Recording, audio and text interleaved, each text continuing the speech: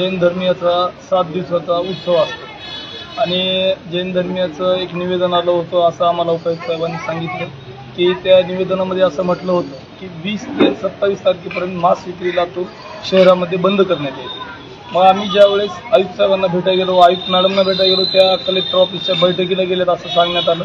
उपायुक्त पंजाबराव खानसोळे यांना आम्ही आता भेटून आलो, त्यावर त्यांनी प्रत्युत्तर दिलं की 7 दिवस न करता आम्ही 2 दिवस बंद करू।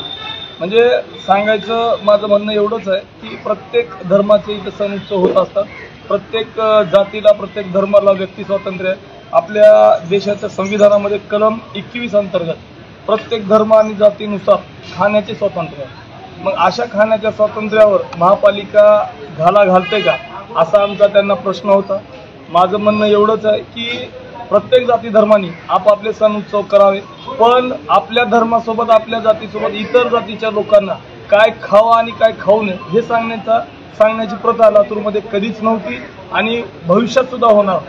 असे जर आदेश महापालिकेच्या वतीने काढण्यात भविष्यात जर आले तर तो पायंडा पडेल। मग 21 रमजान महिन्यामध्ये दारू विक्री बऱ्यापैकी बंद असते, बऱ्यापैकी दारू विक्री, मग पूर्णतः दारू विक्री बंद तुम्ही करणार का?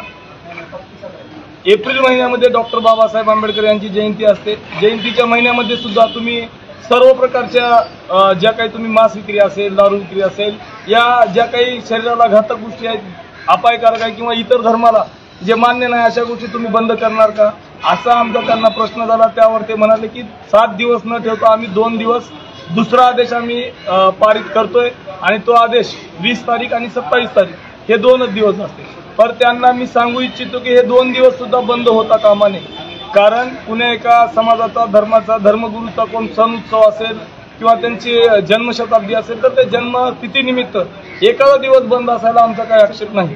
हे महावीर जयंतीला हे सर्व मुस्लिम बांधव असतील, मांस विक्रेते असतील, ते स्वतःहून बंद करतात। त्यांचं म्हणणं असं आहे की एखाद्या धर्माचा धर्मगुरूची जर सण असेल, मोठा उत्सव असेल, जन्मशताब्दी असेल तर आम्ही स्वतःहून बंद करतो।